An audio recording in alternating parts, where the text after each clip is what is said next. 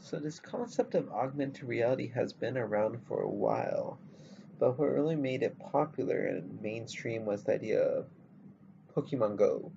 So you have a world, the physical world, that's overlaid on your screen on your phone with a virtual world. So you create this, like this lake could become a lake in your virtual world as well.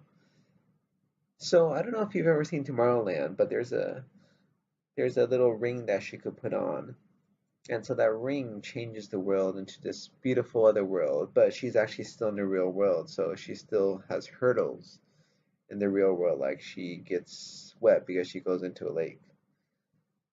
But I realize there's a bigger picture for this idea of augmented reality that nobody's really talking about. It's really where augmented reality is going to be huge, though, and that's mapping software.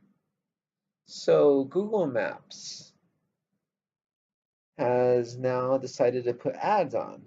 So you can see this pop up like, a convenience store or a Verizon store, blah, blah, blah.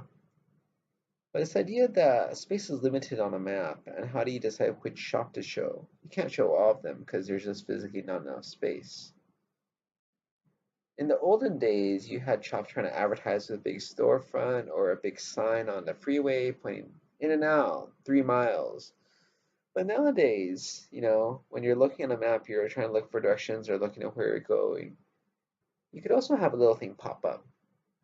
But it's very simple right now. It's bare basic, bare bones, primitive, whatever term you want to use. But right now, it's just basically a little thing that pops up. Icon. It remains there even if you zoom out or zoom in. Even though when you zoom out, you think that it would disappear. I mean, if you zoom out a certain amount, it will end up disappearing. But for a large fraction of time, it's still there because they're advertising, obviously. So you still see it even if it's not what you're looking for. It's just a new form of advertising, right? Like how Google, you search and you get some relevant ads that pop up on the side, or Gmail. But I think it's more than that because it's about how you perceive things and how you actually see things and how you see reality.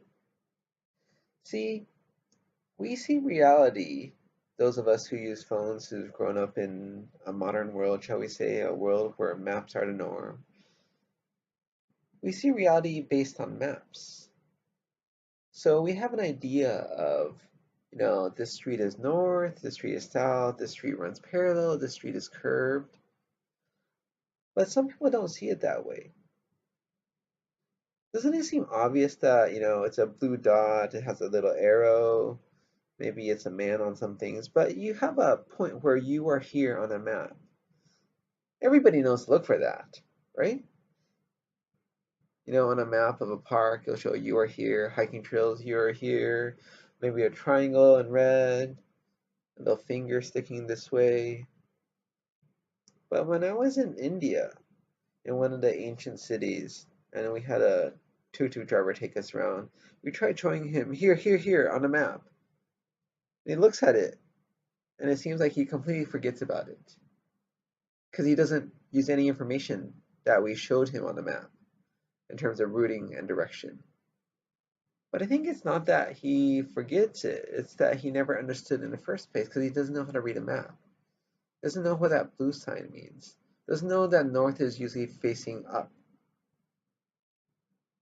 So when we look at a map, it's already a different version of the world, a new perspective, shall we say. You know that north wasn't always up? It could be south, but now north is up. There's an article about this and how it's because most of the Western world is up. So they decided to make north up.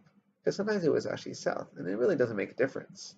Like our compass faces north, but in Chinese, the term for compass is nanzhen, which means needle facing south. Because that's how they did it. It's all the same, right? Except it's not. So maps are a certain way, and they show a certain amount of things, but it's very limited. So you got to represent the world in a certain way. So with our sort of mapping of the world right now, there's a distortion. That's why all the stuff in the north is so big, and the stuff at the equator looks smaller because the world is circular. It's a globe. So you can't just lay it flat, right? It doesn't make any sense. So you got to distort it somehow. But anyway, so the thing is, Google already does this with their maps. They already show you certain things. So you're like, oh, this is a big street because it looks bigger, right? Well, is it literally wider? It could be, but it doesn't have to be. It could also be narrower. It could be 2 lanes, it could be 4 lanes, but Google just doesn't really show you that, right? It doesn't show you how wide, it just shows you a line, unless you use the satellite view. And so you already have all these distinctions. The street goes straight. Does it really go straight, or does it curve a little bit? Does it wind a little bit? What if you're doing construction? Shouldn't it be like this way, this way, this way? So it's augmented reality, because it's already overlaying your view of the world with its own view of the world that is digital, that you could change. And now advertising is getting started. So I always thought this was very interesting, because how do you pay for advertising? How do you decide who gets to show their property bigger? See, in the olden days, we had the real world. You had to physically put something up. We had to build a bigger front so you could put your big name up there, or you have a big tower and you put Trump, in the middle. It's good advertising. People look around, they look up. Now, if you're just huddled at your phone, all that stuff is a moot point. You don't know what building you just passed by. You don't even know if you passed by a person. Huh, did I just walk by somebody who was sitting on the side of the road? I mean, you're staring at your phone. So now we look at the world through our phone. And this is where Google Maps come in, or whatever the map use. And so you look, there's this store, there's that store. If you're really looking for something, you may be able to see if you keep on zooming in, or Google has it as a location and you type it in. Otherwise, you may not see it, and you're like looking for food. So I was in Boston, I was looking for ramen, because, it was cold, dark. What else hits a spot like ramen?